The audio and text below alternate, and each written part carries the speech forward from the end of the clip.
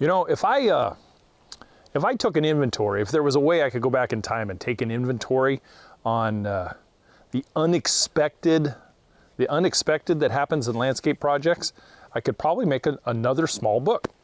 But you know, I was trying to, when I was scripting this one out, I was trying to get a guesstimate of how many customers I served over the years that had called me after they had run into something unexpected and basically had me take over the job. Well, I thought this would be a good topic to cover because many times DIYers, when it's not your vocation and your experience level is kind of at beginner level for the most part, I decided to say, hey, you know, this make a good video. So what we're talking about today is the unforeseen obstacles that often come up in landscape DIY construction projects. So you ready? Let's do this thing, shall we? Hey, I'm Matt. You can call me Coach. Every Friday I bring with me landscape DIY education, concepts and theories, ideas and solutions so you guys can go out and tackle a landscape project yourself, get professional results, save a whole lot of money in the process, and in this day and age be a lot more self-reliant.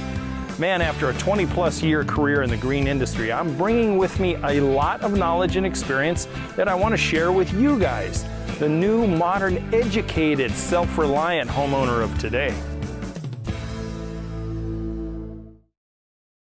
You know, early on as a designer and a contractor, but mostly as a businessman, I learned early on the amount of unforeseen obstacles that can crop up in a construction project. And I recognized them enough to where I started writing in the contracts that I did with my clients, there was a paragraph in there regarding unforeseen obstacles and how it would be done and adjudicated on a meet and confer basis, basically. I'll share a short story with you here in just a few minutes regarding an unforeseen obstacle that I found on one particular project that was a DIY start and a Coach finish. And I'll tell you why. Anyway, I'm so glad you're here. Here it is in January now. We're getting into our second week. I hope everything is going well with you guys. Maybe some resolutions are starting to take form or shape, so to speak. And I'm looking forward to 2022. I hope you are too. You know, most of the unforeseen obstacles that I used to come across generally existed in the older landscapes, the older homes in older neighborhoods where they had been in existence for decades. And that's where previous owners and previous owners did things that, you know, were just forgotten about, basically. And then, you know, Coach came along and I'm doing this landscape project and all of a sudden I come across X, whatever it is. And it basically would stop the project mid-stride. It just would. And you got to understand that out of the liability issue, kind of like what I covered last week, I'll put that right here. The liability issue from a businessman and a licensed contractor perspective, you had to make sure that you didn't go any further, you know, because you just don't know what you're touching. And it can really be kind of a Pandora's box sometimes. So I would stop what I'm doing, examine it as much as I could, and most of the time I could get by it by myself, but I would have to notify the customer. Hey, you know, I kind of found this out here. Are you guys aware of this? And it could be anything from a buried Romex line that could be dead. It could be, you know, it's an electrical line, but then again, it could not. And there were several that I found where people had just buried energized lines right in the path of where I was going, less than 12 inches down in the ground to power up maybe a garage or an outdoor kitchen or a water feature or something. Yeah, if you do a DIY project, make sure you put stuff into code so later on down the road you don't end up with legal problems. So what about that story, Coach? Okay, here you go. I was doing a backyard project back in the early part of the 2000s, and I was hired by this nice couple in their 30s. They had already done everything as far as demolition and stuff, so I kind of came into kind of a clean slate, and I went, woohoo, less to do for me. And so we designed something up for them, we signed contracts, got a start date, and boom, we're off and running. And in this particular case, some things had to come out still. There was a couple of walkways that had to come out. and then other stuff had to go in. We had drainage, we had irrigation, we had new lawns with edgings and then plantings and boulders and other stuff that were going in. It was going to look good at the end. Well, I was in there starting my first day of underground work. And when I say underground, it's trenching for drainage and irrigation. And I had fitted the manifold valve for the irrigation system where the valves were going up next to the house and started to take it out away from the house. And all of a sudden my trencher on Kanga just started bouncing. And so I moved over a little bit because sometimes you'll find a stone or a rock or something. And I did it again in the exact same spot. Bing, bing, bing. And so I got off and I looked with a shovel and I started looking at it, and I'm finding the edge of a piece of concrete. And I'm going, well, geez, that's kind of weird. And so I found it, and it was about 5 inches down, something like 5-6 inches down. And so I found this and I went back from the edge, and I'm 3 feet into this, now what I'm calling a mini slab. And so I took Kanga and got rid of the trencher and put on a bucket, and I started going along the edge. And when I was all done, I had an 18 by 20 foot slab of rebar reinforced concrete. Yeah, talk about an unexpected, unforeseen obstacle. This was a monster. This really was. So, coach threw up the timeout sign. We gathered in the house, and I said, we got something out there I got to show you. And I took them out there and showed them, and they just went, oh my God, what are we going to do? I said, well, you have an option right now. You have an option of leaving it as it is, which was, looked like a bomb went off in their yard with demolition remnants and Matt's trenches and other stuff. Or we can expose this whole thing and, jackhammer it out. What would you like to do? They said, let us think on it tonight. So we did. And came back the next day. They said, okay, we're going to move forward, but we need an estimate. And I said, okay, here's the estimate. It was over $2,000. It was over $2,000 to jackhammer this 18 by 20 foot piece out of there. And they said, wow, okay, well, let's move forward. So we signed an addendum, moved forward, and for the next 2.5 days, my crew and my crew back then was pretty darn small. It was 2 guys and me, Kanga, and I went and got a 60-pound jackhammer, and eventually got a Bobcat with a jackhammer breaker, or a concrete breaker on it. And we demolished it out of there. It was a pain in the butt because they used 1/2-inch rebar, which took a lot of cutting, and it was just a horrified mess. Plus the dump fees and the trailer and the time, and But once it was out, it was out. And what we all kind of surmised what this was, because the way it was built, and it was kind of rectangular, and it was in an area that it just made sense that this must have been or was going to be a garage shop. Of some, like a 1-car garage shop, whatever. Anyway, it was gone. Long story short, we went ahead and finished the project. Everybody was happy. They were a little miffed because, the unforeseen. So, back on task. When we have something that is unforeseen, most DIYers do one of 3 things. Number 1, they quit. They just go, I'm done. This is hard enough as it is, and now I got that. Screw it, I'm calling somebody, or we're not gonna do anything, or we'll come back to it next year, or whatever. So they basically quit. The other thing is they'll call up, and I got lots of calls over the years for a consultation where they were doing their own project, but they needed a pro to give them a kind of a mental helping hand and a solution. And I did that quite a few times. The other thing is they just turn to their finances, go, hey, we got $50,000 in equity in our house. We're going to take 30 out and we're going to hire a coach or whoever, and they're just going to do it. So those were the 3 options that I usually saw. So how do you overcome these unforeseen obstacles? As with many DIY projects, many of it I have discussed on this channel and on the podcast, you have to have a little forethought. You have to think a little bit. If this is a brand new home to you and you're going to embark on this, it's really good to reach out to some resources that can point you in the direction of whether you're going to find something or not. My number one source is the neighbors on all sides of you and across the street. If you're brand new to the neighborhood, and as an example, my very first house in Hayward, California, you know, I had a guy by the name of Tom Jones. No, it was not this guy. But he was a wealth of information on everything in the neighborhood. Can you guess why?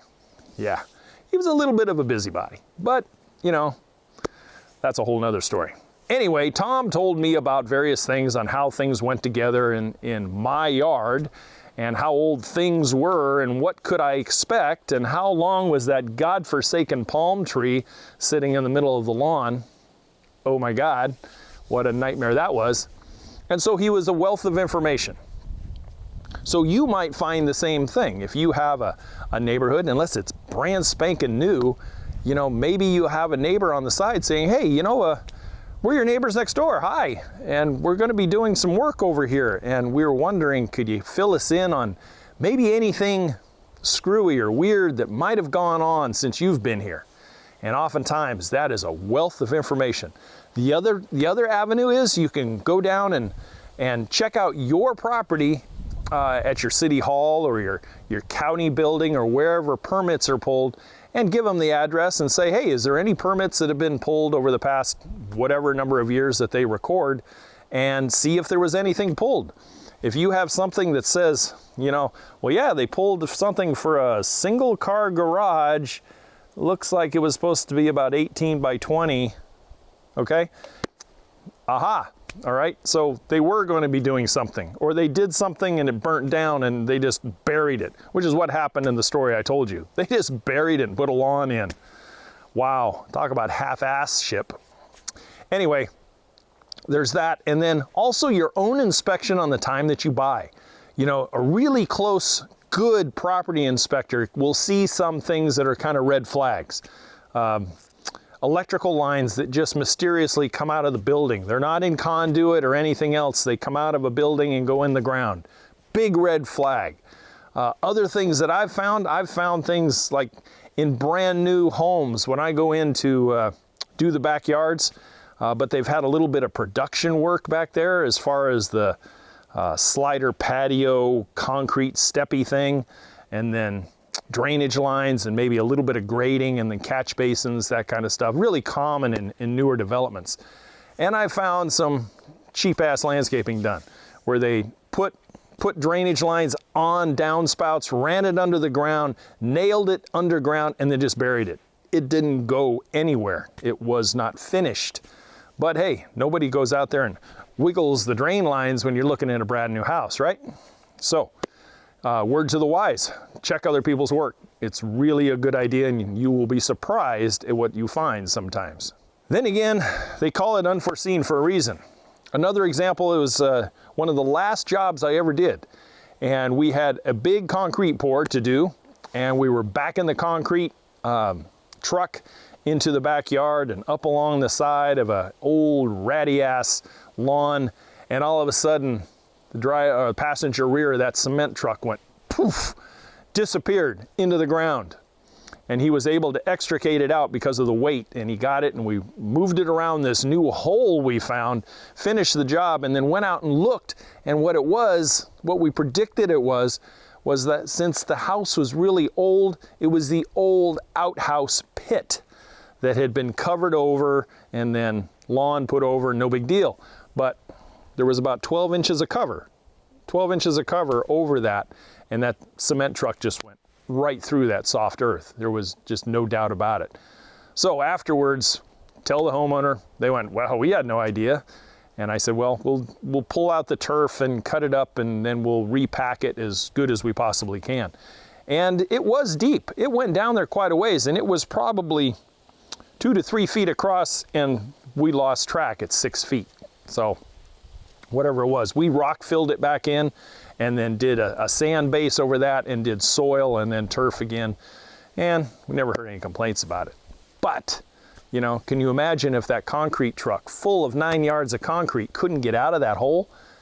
Wouldn't that be an unexpected obstacle? Hey, we have a new lawn ornament out there that's still spinning with concrete getting hard. The other thing I would always suggest is, if you go outside, is to take your shovel and just do some small exploration around where the drain lines are. If you have irrigation valves, dig down in there. If you have wet spots out in the yard that are just like, why is this happening? Before you launch into your project, go out there and expose some of that and see if you don't find something.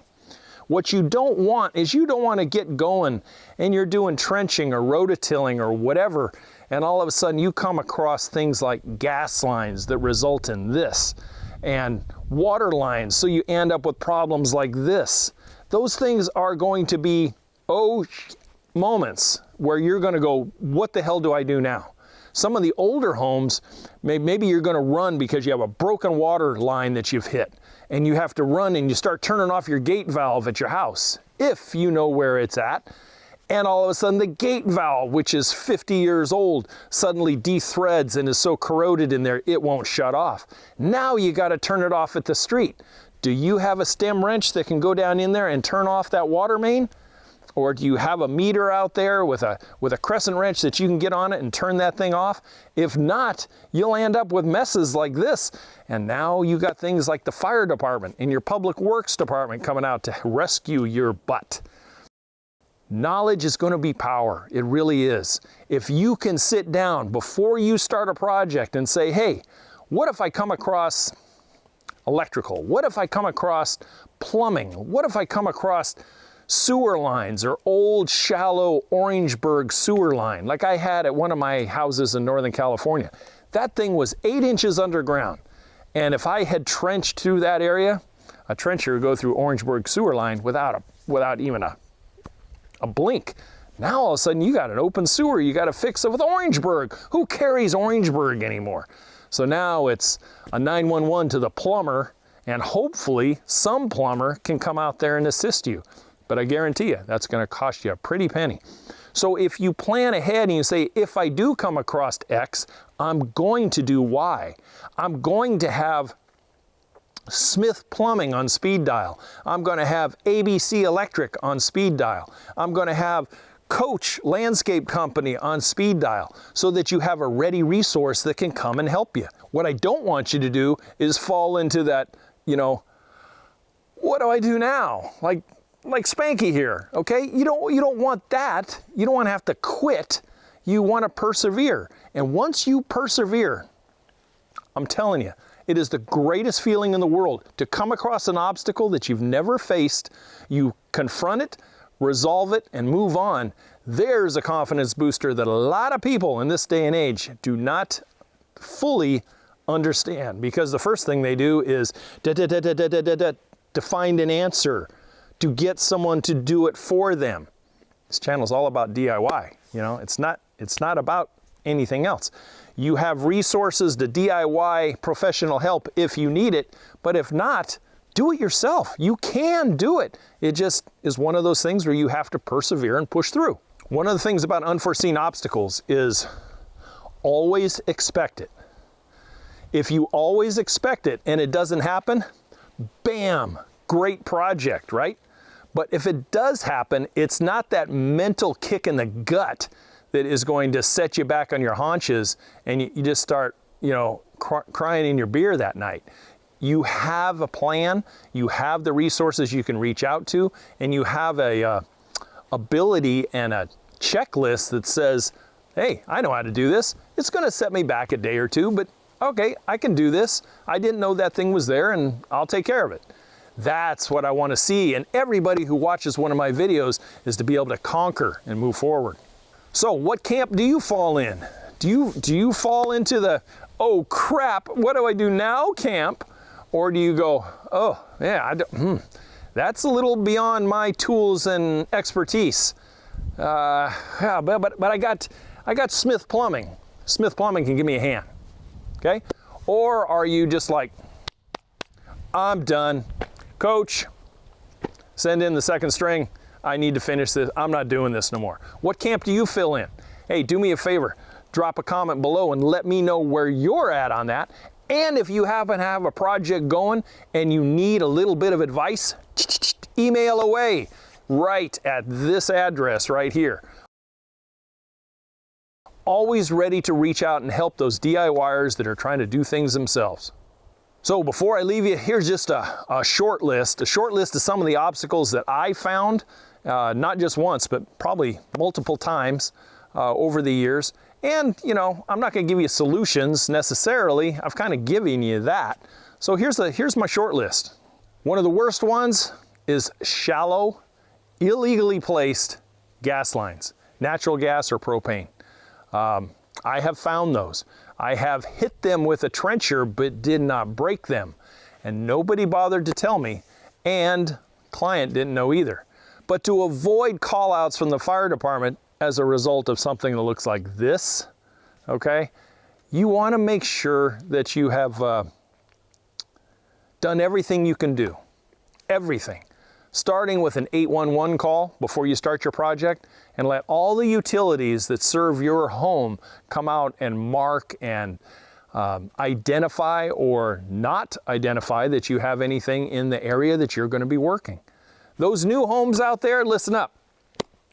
Newer developments, most of the time all the utilities are underground. There's very few brand new residential developments that have above ground utilities anymore on poles.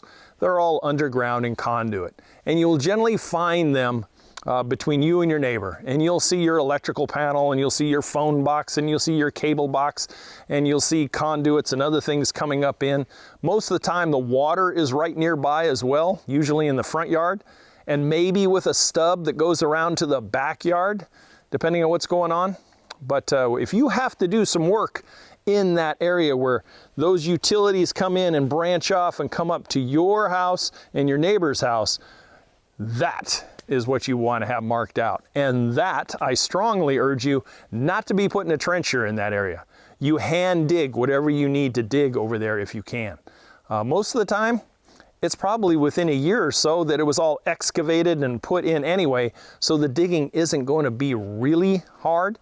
But man, nothing worse than going through a cable line and knocking your cable out, or knock you and your neighbor's cable out because you went through with a trencher. There's nothing worse than finding a 2-inch or an 1.25-inch water main that you didn't know was there, and you hit it with the trencher and you sever it and you break it. And the only way is to turn it off out in the street. I'm not talking about your house. I'm talking about out in the street because it hasn't hit your main yet.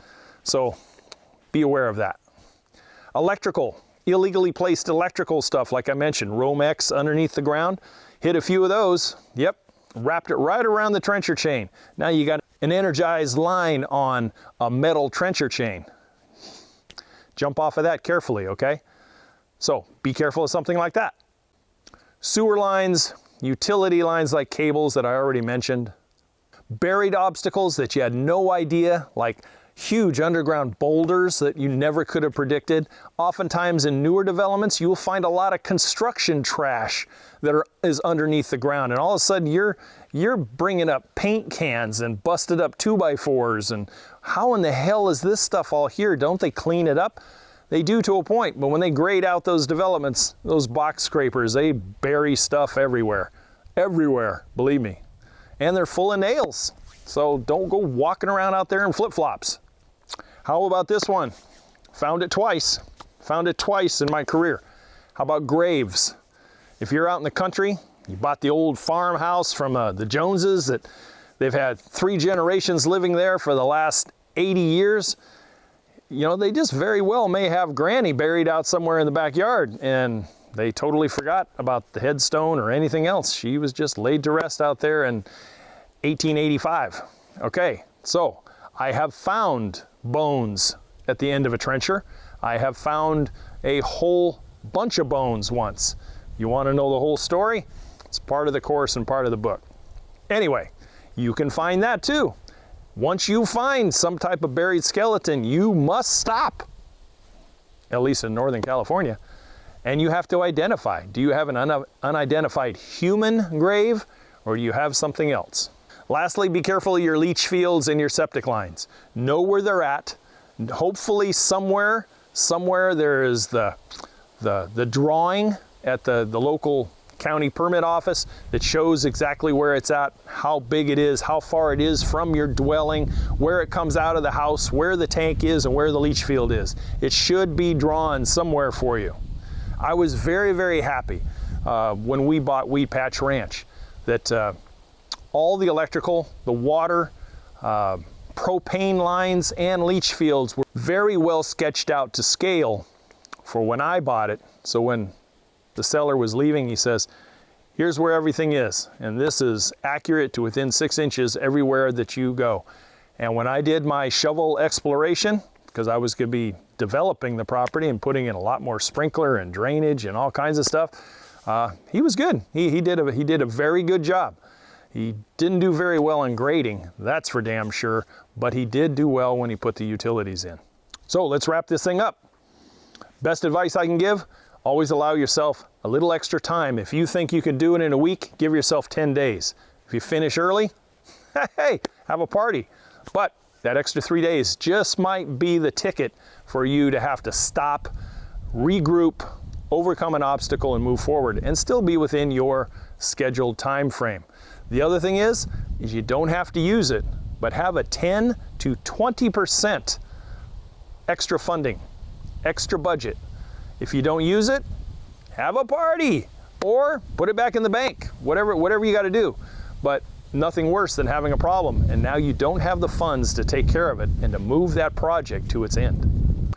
Make sure you make that list. Make a list of the possibles that you could run into and the probable solutions to overcome them. The other thing is, obstacles oftentimes don't always take the form of something underground. Sometimes obstacles are people too. So if you are working with a professional and your schedule and their schedule and someone else's schedule, it all has to meld. Make sure you have a schedule written down. Give yourself that little bit extra time. What are you going to do if Randy the concrete guy suddenly just flakes on you, goes out of business, moves out of state? What are you going to do? That's where you go back to those extra estimates that you got when you originally started putting this thing all together. And now, instead of Randy, maybe you got to go to Billy Bob Thornton over here and his concrete company, because he had a good price, he had a good reputation, you just had better chemistry with Randy. But now Randy has left, and you got to go with plan 2. Hopefully, Billy Bob over there is going to have the same schedule and can work it in. But that's where time and everything, you have to be flexible.